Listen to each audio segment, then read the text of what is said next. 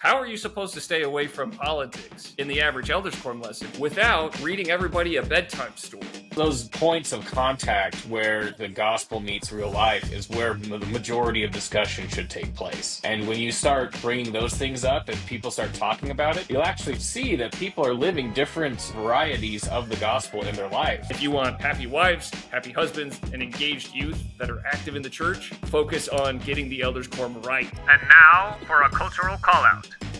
We sure don't appreciate that.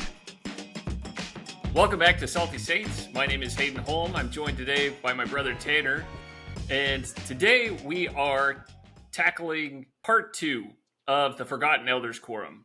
So in the first one, we talked about kind of a more generalized approach to the Forgotten Elders Quorum. Today, we are talking specifically about Elders Quorum lessons. So the average experience in the Elders Quorum when it comes to teaching and lessons goes something like this.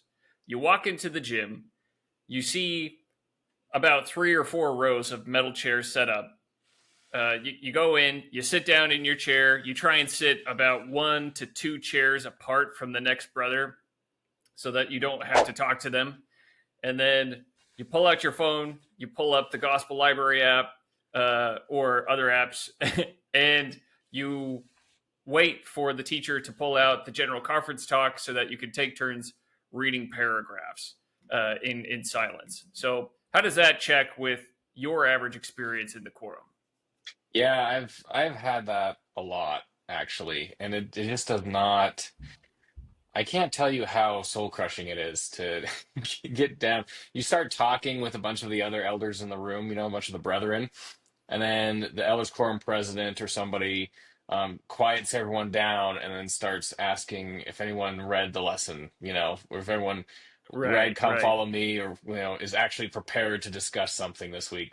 And everyone just gets silent and everyone slowly hunches over and puts their elbows on their knees. They go elbows to knees. Yep. And then everyone apparently has some deep doctrine issue they need to research on their phone, but it's actually just looking at sports stats, like they just Yeah. immediately pull open their phone and start doing whatever they want to do. So yeah, I've seen that a lot. And the lessons, they're just dry, and it feels like Guantanamo a little bit, Is this like an interrogation technique, or like what's happening here? Like we're just Right. like trying to wait out the clock and see who's gonna break and actually, participate in the lesson. And I think a lot of it has to do with the questions that are asked, like not even just like the course material or the content. It's just like, what kind of questions during the lesson are we actually asking? Hmm. So are you talking like the basic open-ended questions versus like the primary questions? The question, my favorite, and this was one that happened recently, was, well, actually, it wasn't too recent, but the one of the questions was, why does Jesus love us? Like, Oh. what am I supposed to do with that? Like, what? Hmm. Where do you want me Where to do we take that go? one? Yeah. Yeah, where do we take that one? I mean, that's not really a discussion worth having. So Yeah. like it's a very like very broad questions that some of the teachers ask, or like, why are we here? Or what is love? Or why does God give us commandments? It's like we know those things. Why? And they're inherent and they're hard to verbalize because it's such a big topic they're trying to crunch down to one little response. So it's like let's focus on Right. more concise questions that will produce actual discussions, produce actual answers. The really super broad questions are just not helpful to anybody. Right, right. They're kind of discussion killers. So I remember a while back, there was a big effort made, at least in the wards that I was in, to get away from the language of like teachers and towards like discussion facilitators. Oh There yeah. was a lot of training saying like, hey, that's why they implemented the semicircles in the first place, because they were like, semicircles, get people looking at each other and let's have discussions because we should be discussing these topics back and forth.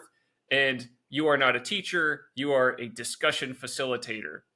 Now, that was kind of the goal, but I feel like over the past maybe 5 years or so, we've just gone full back into what we were doing before, where we are no longer having discussions as much as we are having, and maybe these are just the wards that I've been in, but it seems like most of the wards are just going back into that lecture format Oh where yeah. you have one person that stands up, they have prepared something or they haven't, and they say, all right, I've got this much material that I've got to cover in this much time, so bear with me and let's do this, and so they present a ton of information. They try and fit it all into the timeline, and they have like a few prepared questions, and the questions are very monitored pretty heavily, where it's like, okay, let me ask this question. And then sometimes they'll cut people off. They're like, okay, well, I got to get to this other stuff, so we're going to have to get back to this later, or maybe I'm just going to have to take this in another direction. And so they end up cutting off the discussion, and everyone just kind of goes back into their phone, just like, oh, okay, yeah, whatever. So it's why does this matter? First of all, it's important to recognize that families follow the father in terms of faith, and that fathers, especially 2025, I feel, are more likely than ever to. There's this phrase that's been coming up lately that I've been hearing more and more and more often. We are taking a step back to evaluate our options. I have heard that from so many brethren, where like we'll pop by for like a ministry visit, or like we would pop by as an elders quorum, or we would swing by, even in the bishopric. And we'd say, all right, like, hey, how are you doing? And they're like, yeah, we're great. We're doing good. We're just going to take a step back. We're just evaluating our options right now, and it's like, I don't want to say that an elders quorum lesson is the make or break of a person's testimony, but I would like to point out that it could be something that attaches them to the ward. So this could be an opportunity for them to form brotherhood and to form a connection to that would make it harder for them to say, I'm stepping back. I need to evaluate the options that are at my feet right now. So, I think these discussions are a huge part of it, because outside of like meeting for a couple hours a month, elders quorum doesn't do a whole lot. There's going to be the occasional service project, but that'll attract probably like the same 5 elders that go to everything. The ones that like clean the building every week, the ones that go to every moving project. So I don't know. I think these are golden opportunities to reach out and minister to people who might be on the outskirts, who are looking at they're looking at their options, and they're just saying, give me a reason. Just give me a reason to stay home and get comfortable right now. Right.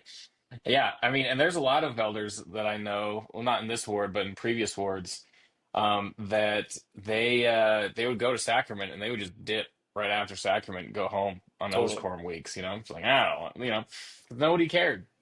Nobody followed up with them if they missed. They don't feel like they're missing a whole lot with those lessons, which is totally understandable. Like in some of those lessons, Yeah. and granted, my current elders quorum presidency, they do a great job. Like Yeah. one of the teachers, he's actually in our Discord. He's a historian by trade, studying Greek and Latin. Like he does an awesome Oh job yeah. bringing actually like value, and like here's some context to the scriptures that we live our lives by. Here's what Yeah. some of these things mean that we're saying all the time that we don't understand. That we don't realize. There are things like that that men need, because you need to take that information home and disseminate it to your family, right? Men Right. need some kind of like, I don't know, information that they can share in a teaching moment with their children. And they should be getting those things from elders quorum. That would be ideal, right? To share as a Yeah. brotherhood and then go share as a father afterwards. That would be the ideal situation. But instead, we're just learning how to bear awkward moments, and we've gotten pretty All good right. at Yeah. those. Let's dig into that, like the bearing awkward moments piece. Okay. So typically there are a couple different approaches that teachers are using. So your average teacher will probably do one of a couple methods if they're in the old way. The old way is like, let me cut up 20 slips of paper. I'm going to pass those out before I start teaching, and then we're going to have this lesson. And so they do the lesson. They get the conference talk up there. They read paragraph after paragraph, and then they have like a couple of quotes in these slips. And so they're up there. They're just like reading away. And then they're like, all right, who had number 16? 16? Yep. Anybody? And then they crack Everyone's the just joke like after no one looking, says yeah. it. They're like, hey, I will call on someone if I don't. Oh, thank you, brother. Said, oh, great. Go ahead and read. And then they'll read something like, we should love everybody, and judge nobody. Great. So what did that mean to you? Well, it seems like we should love everybody and probably not judge Probably too not many judge people. anybody. Yeah. Powerful. It's stunning. Great. Fantastic. Does anyone have 17? 17? And it's just like, crying out loud. We got to get away from that. Like that is killing people on the inside. Like you talk bearing awkward moments. Like that is just so uncomfortable. You're sitting there the whole time. You're just like, oh, because Yeah. you're just mentally counting like how many slips of paper there are, and you're like, okay, we got to get through like 8 more slips of paper before we're done with this. So you're not necessarily 100% focused on the lesson. You're just like, all right. Now, no. I do want to point this out. What do you say to the people that come with that? I think there was an apostle who said, "I've never been to a boring sacrament meeting." What do you say to those people that are like, "Well, if you're having a boring elders quorum, that's your fault, Buster Brown." I mean, that's like some real like top of the mountain shaman stuff, Like that's intense, Like Right, that's right. just there. I think there's objective truth in the world. I think boredom, the rate of boredom in a lesson can be measured objectively, to be honest.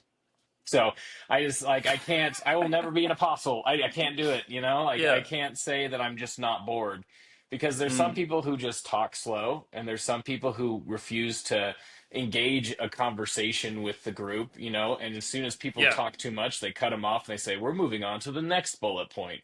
It's like, "Oh, Yeah. I actually really wanted to hear what he's saying." Like, "Nope, we're doing this. And I'm not afraid to sit in silence, so I'm going to ask again, why should we love everybody and not judge anybody?" Like, so you Right, just sit there right. like, that's boring. It's boring. And it's okay to say it's boring. You can do all the internal work possible to like find value in that. But at the end of the day, you're just daydreaming about having an intellectual conversation. You're just Yeah. kind of like Yeah. fabricating one in your mind to take place of the boring thing that's happening in front of you. So So I so disagree are with you that one. saying maybe we should not like cater these lessons to the people that are at the top of the conversion mountain, that are so Yeah, converted that they're like, I can find interesting facts about anything out there, test me, like come to my mountain, like some Shaolin monk, and let's throw down and make this happen. oh Or yeah, maybe the approach is like, maybe we should not necessarily like do a song and dance, but maybe we should try and cater these lessons to the average dad that's incredibly tired, that's maxed out at home, and that maybe say that doesn't take care of himself more times than not. right. The studies Oh are yeah, showing like men more times than not do not take care of themselves, and so half of them in there are just kind of in a mental haze, like, oh, what's going on, yeah. and so but the other part, and this is something that you touched down on as well, is there are times where genuine organic discussions can come up about like real needs or about interests that people have. And a teacher, doing it the old way, might step in the middle of that and say like, whoa, you're getting off the lesson path.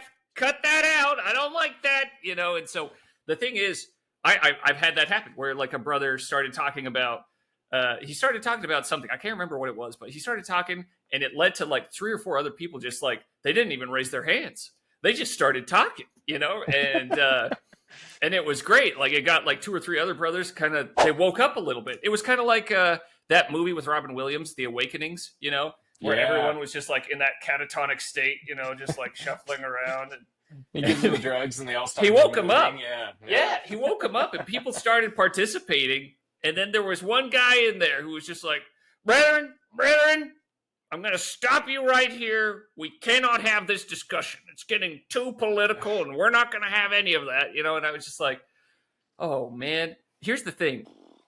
Everything is political these days. Everything. Oh The yeah. stores you shop at, the food that you eat, the way that you raise your kids, the way that you greet your kids, the way like everything you do is political these days. How are you supposed to stay away from politics in the average Elders Quorum lesson without reading everybody a bedtime story?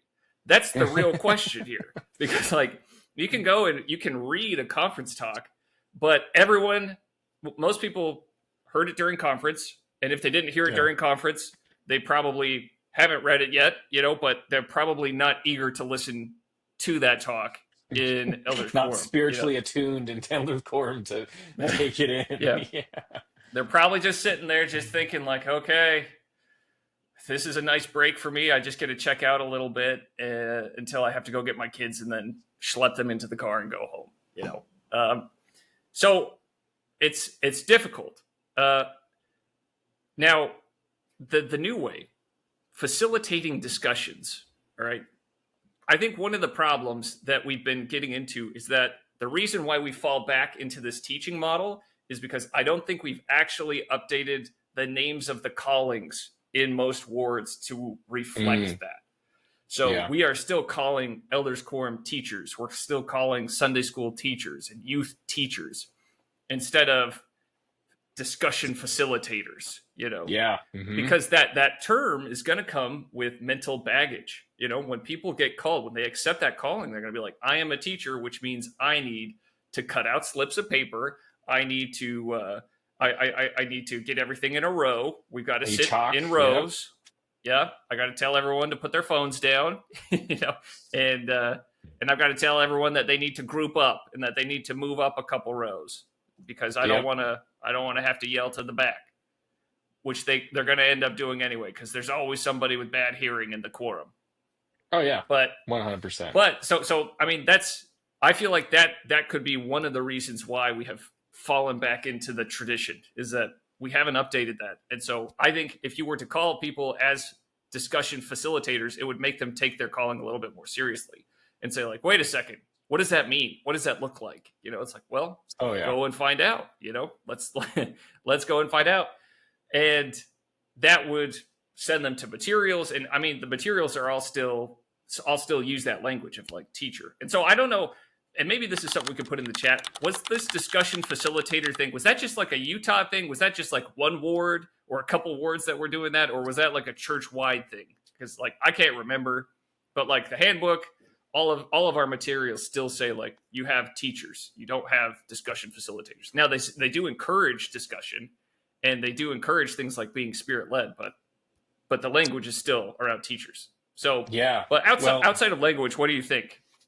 I think that, so another point I want to bring up is that if you don't have like a really good knack for teaching or like a very studied background, like my buddy who's a historian does, then like trying to teach in that direct approach is just going to be painful, right?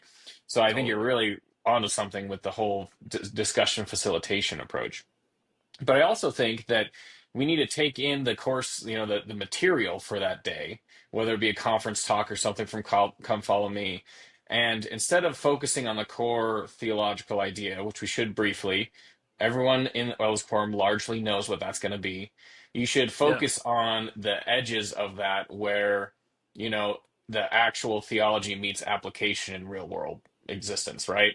Because God is good and we should love God is a great thing to say, and everyone will agree with you. Right. It looks really good on Pinterest. I've seen plenty of pins with those on it, fantastic. It's beautiful.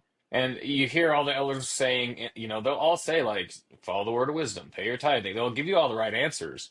But what if it's the end of the month and you can't pay rent, and you have to make decisions? Like what if, all your friends are drinking coffee and it's just not a big deal to you. And you're struggling with that point. Like those points of contact where the gospel meets real life is where the majority of discussion should take place. And when you start bringing those things up and people start talking about it, you'll actually see that people are living different varieties of the gospel in their life. And you can either help align those when needed, or you can celebrate some of those differences and find new ways to celebrate Christ in those. So those are the most fruitful discussions when you're doing that.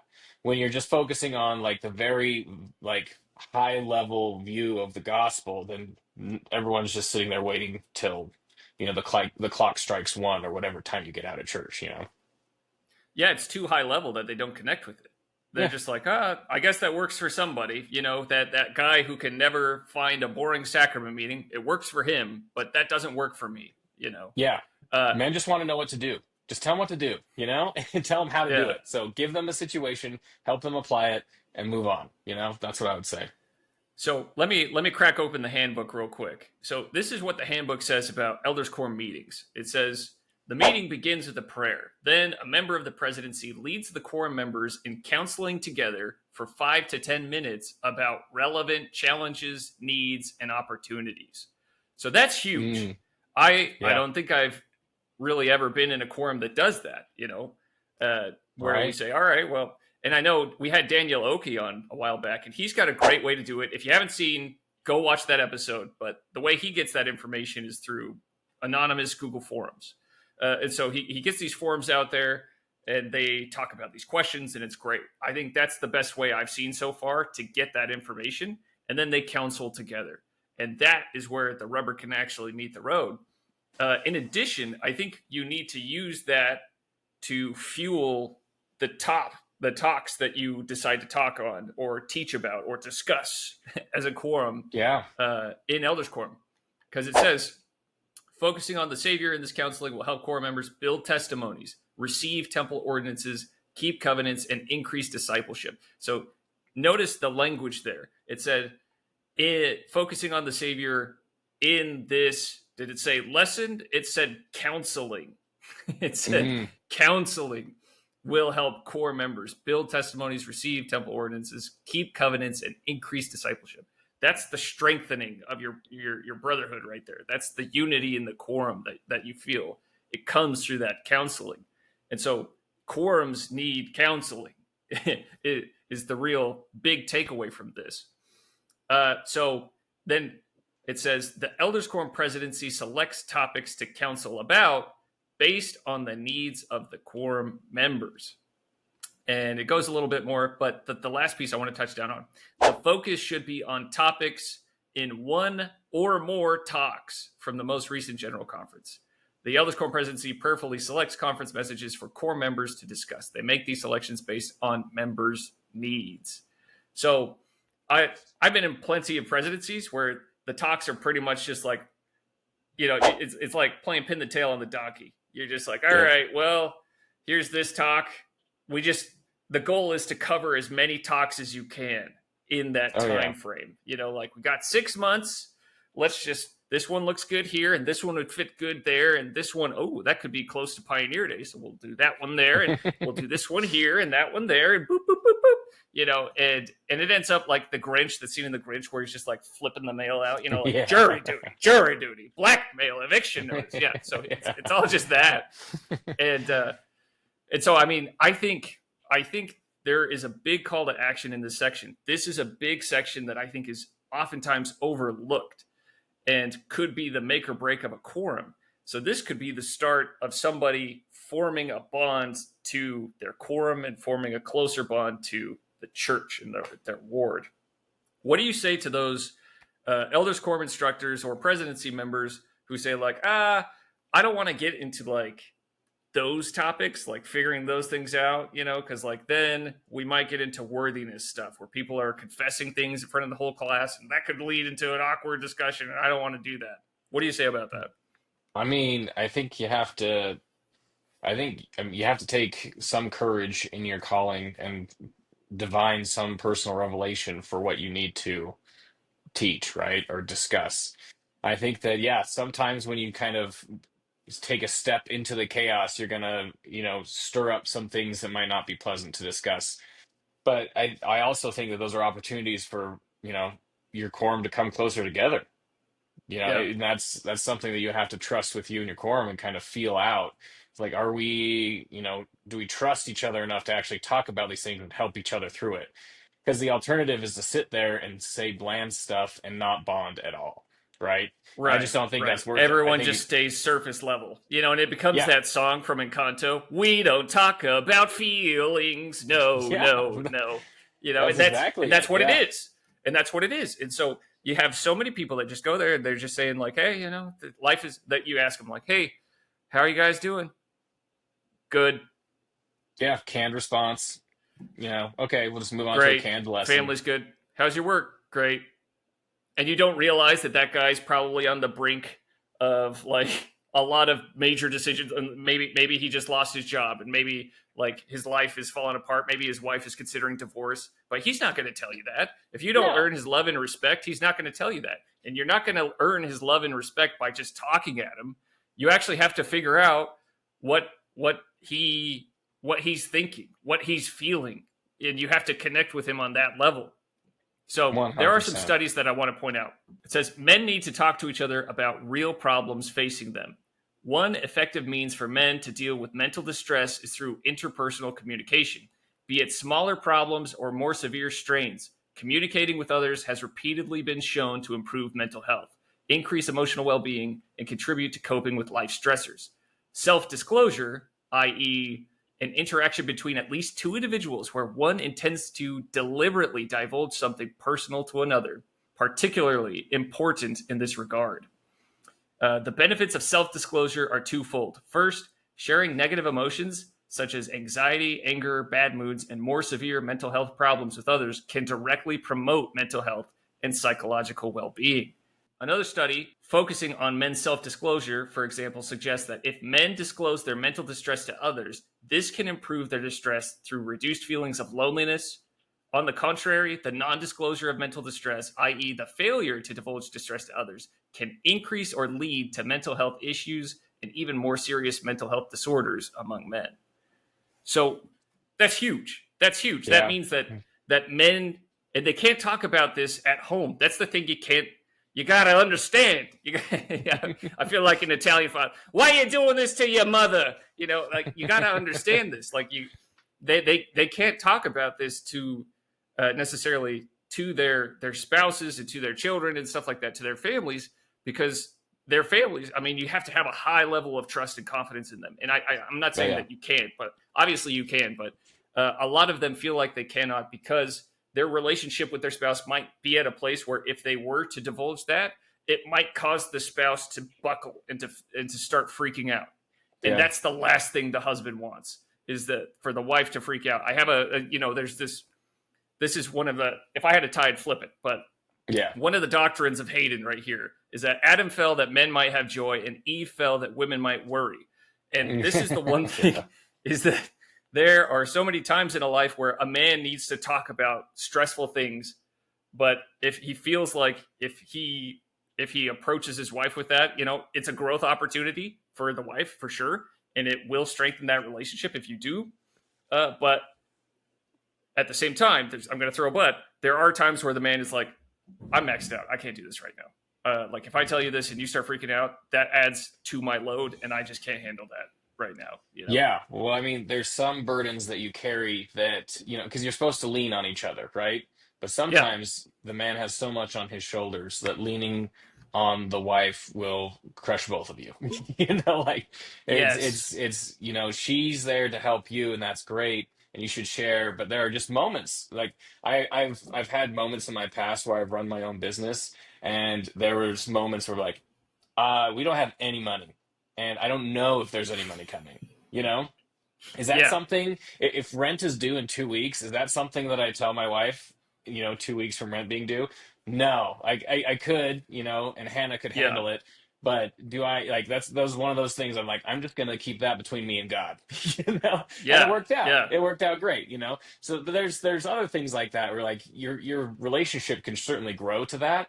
But I feel like there's other places where men need to share those, those difficulties and those struggles, because you don't want to crush your whole family under the stress of an impending doom, right? Like, Right. yeah. Well, it brings up a valuable point because, like, with the story you just shared, like, how much of a burden lifted would it have been to just have somebody that you could just talk to about that in your ward, like, who understood you and your family dynamics, where it's just like, hey, I don't know where money's going to come from. You're not asking necessarily for help or anything. You're just saying like, I just need to unload this on somebody. I just need to talk. I just need to get this out there.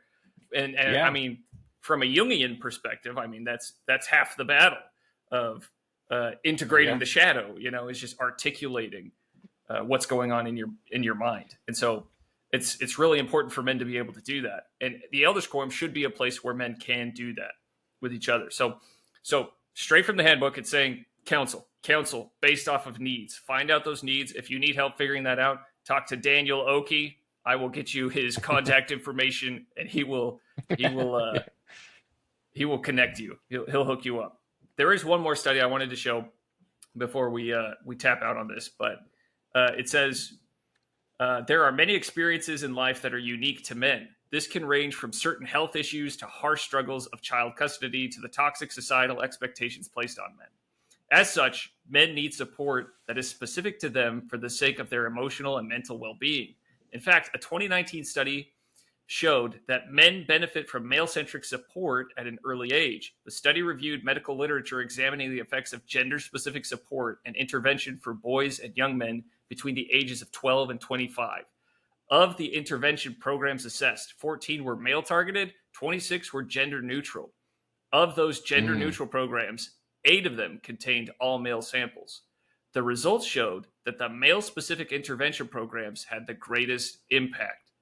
They were effective in reducing anger, increasing the likelihood of reaching out for support, and increasing the quality of life enjoyment among participants. Many even saw a measurable improvement in the school performance among its members. Of the gender-neutral program observed, it was only those 8 with male-only samples that netted the highest percentage of benefit at 89%. Only 41% of the other gender-neutral programs reported positive changes for male participants. So, Wow. So huge. And this is the Elders Quorum lessons.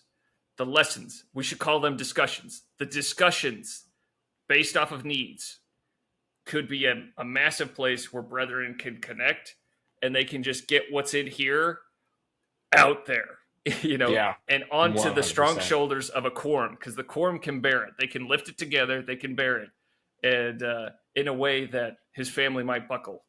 And so I would say we definitely want to keep that in mind as we are looking at our quorum, these forgotten elders quorums out there. It's like, if you want happy wives, happy husbands, and engaged youth that are active in the church, focus on getting the elders quorum right. And I think everything else will fall into place after that. But in the age of home-centered church, what's the takeaway for the average husband, the average dad? What's the takeaway? Well, if you're a member of the quorum and you're not a discussion facilitator, just try opening up. Try opening up and sharing something real. If you're a discussion facilitator, try engaging. Try engaging your group. Do something. Do something that you would deem not yourself, and step out into the chaos a little bit. And those interactions you have in elders quorum will trickle down into your family without a doubt. Sometimes the church is the only place where you actually have in-person IRL friends. And so that can be a resource to you. That could be strength for you as well. So I would say just make it a priority. Try and make it something great. And if you are feeling like your elders quorum lessons are lessons and they're not discussions, I would say approach your presidency. Your presidency wants to help you. I would say approach them and just say like, hey, I'm struggling. You don't even have to say that. You can just say like, hey, I feel like we could do a better job.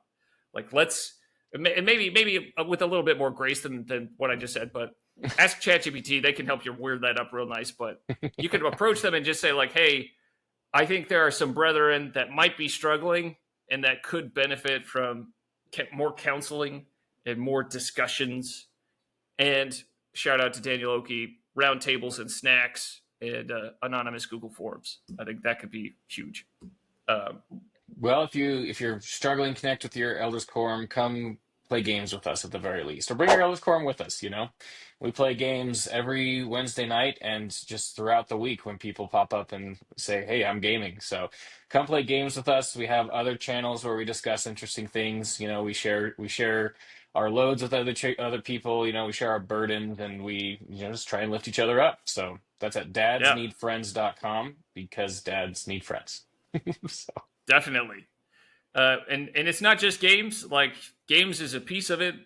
Throughout the week, we're talking about faith. We're talking fitness. And when I say we, I'm not just talking about me and Tanner. I'm talking, it's mostly other dads from the church, and even some that are not in the church. They're They're talking fitness, family, finances. They're talking memes. We share a lot of memes and laughs and Oh stuff yeah. like that. So it's a really good time. We're starting up like a Second Coming book club. So I'd say if you feel like you're stuck, we've got a virtual quorum for you. You can come connect with us. And that's dadsneedfriends.com.